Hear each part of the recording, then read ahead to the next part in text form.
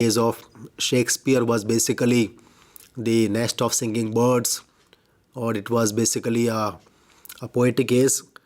Now here, the output and that too, the poetic output was much smaller, and whatever poems were written, composed, they were small, shorter poems, and generally they were lyrics of a particular type. So, secondly, uh, there was a marked decline in the poetical fervor, and when we see the previous ages, because in this background we have only one age, and that is the age of Shakespeare. Shakespeare's age was an age of uh, poetical fervor. Now the age of Milton, it it shows it a marked decline in the age of in the poetical fervor, and whatever poems which were composed under the title of new poetry. So there is a kind of intellectual play of fancy rather than of passion and depth. So these poems which were composed, because then we are coming on to this side, that who are the major poets beside Milton in this age.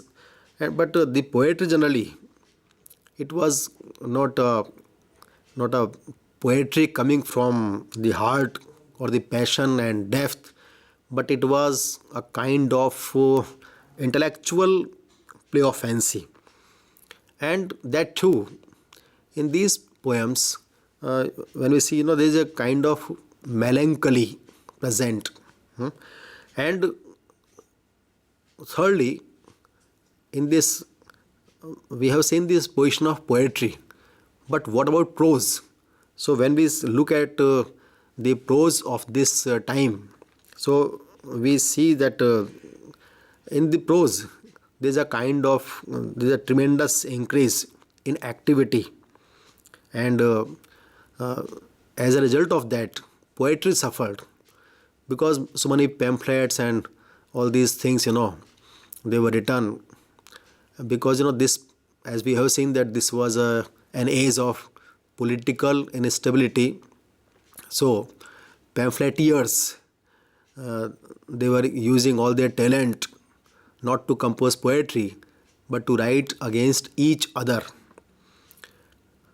Now when we see the development of poetry of this age, so we can see that along with Milton, who is basically known as an epic writer, but along with him we had some metaphysical poets.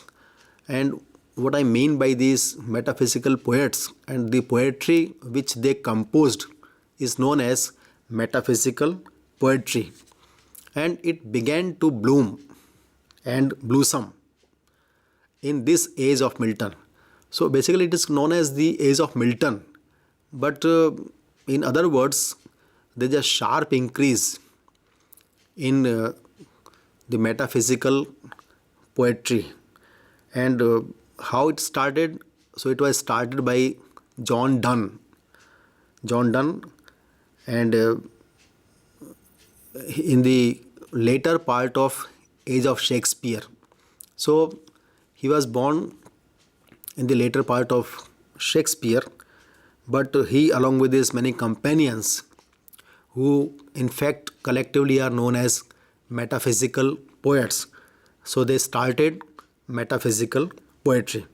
So this metaphysical poetry, it was in full swing, and the poets, the prominent poets who carried forward this tradition of metaphysical poetry were John Donne, then Crenshaw, George Herbert, Vaughan, and Andrew Marvell. So they produced that kind of poetry in which, conceit and learning, they were blended. So they introduced a new kind of thing, and they called it conceit, conceit, CONCEIT.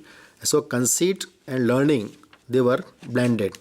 And these metaphysical poems, they are basically lyrical in nature. Now, let's have a look few poetic lines by John Donne, who is who started this metaphysical poetry. So he says, John Donne, let's have a look at his beautiful poem, Death Be Not Proud. And he says, Death be not proud, though some have called thee mighty and dreadful, for thou art not so. He challenges death. He says, you are, some have called you mighty and dreadful, but you are not so. For those whom thou thinkest thou do overthrow, die not, poor health, poor death, nor yet canst they kill me. So he openly challenges the death, which is otherwise called mighty. Sindhi.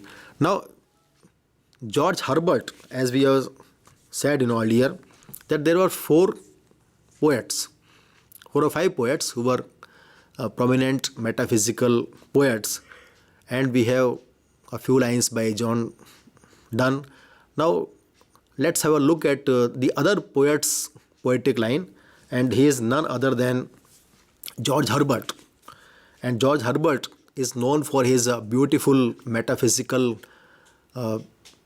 poem. Now, of course, they are also known as university wits.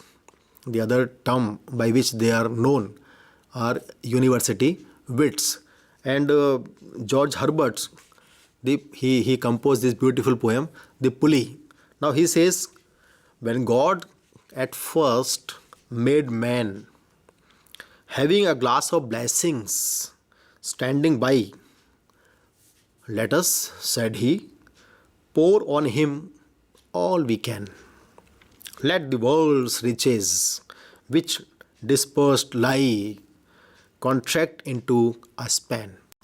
So now this kind of poetry, it was quite different from the poetry of the age of Shakespeare, because Shakespeare's poetry, or the poetry of Shakespeare's time, it was very simple poetry, straight away coming from the heart, and it was not complicated and complex poetry.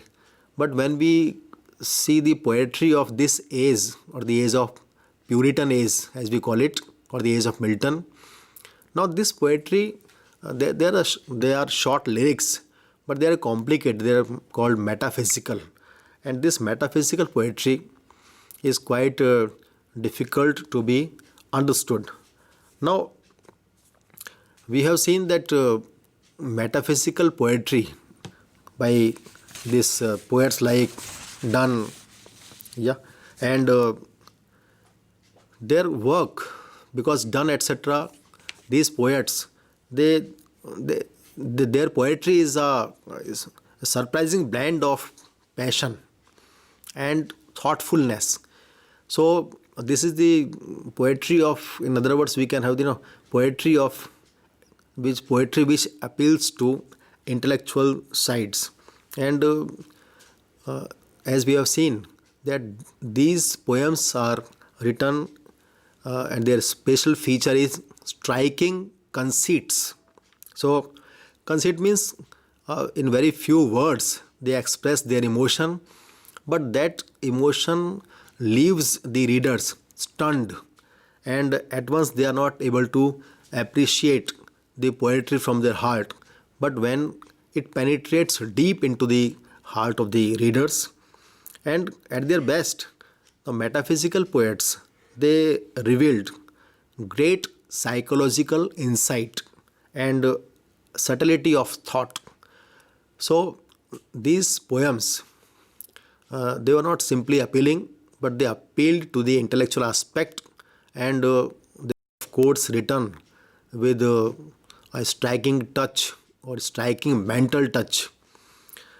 Now, along with these metaphysical poets, and we have seen a few names, Donne, Herbert, etc.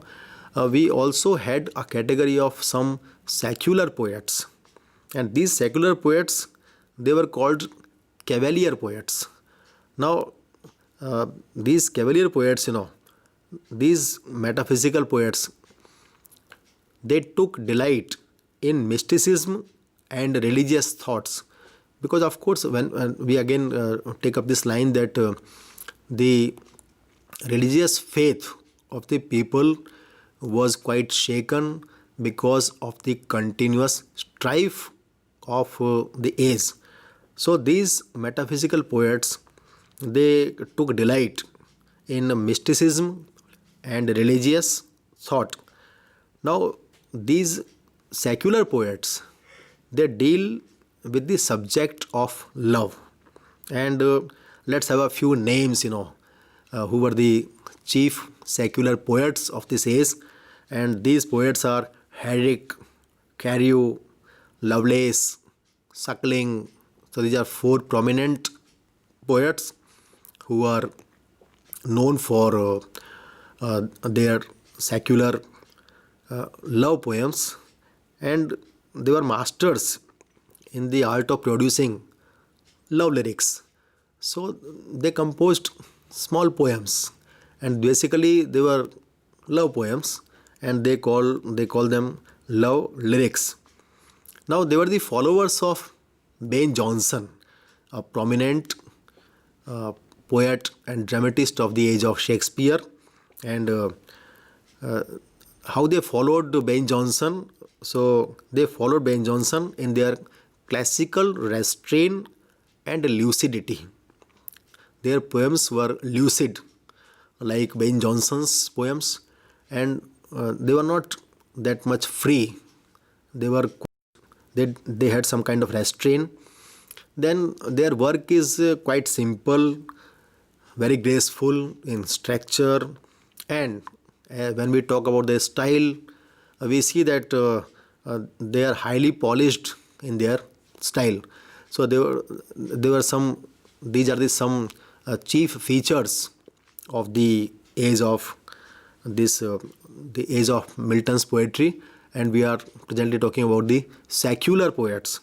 Now, during the age of Milton, we again see that there are two categories of poets, and again we refer back that these two categories are metaphysical poets and secular poets. So we have seen a position of poetry about the age of Milton. Now, as we had discussed, that at the cost of poetry, prose also prospered. So let's have a look at the development of prose of this age, that is the age of Milton or Puritan age.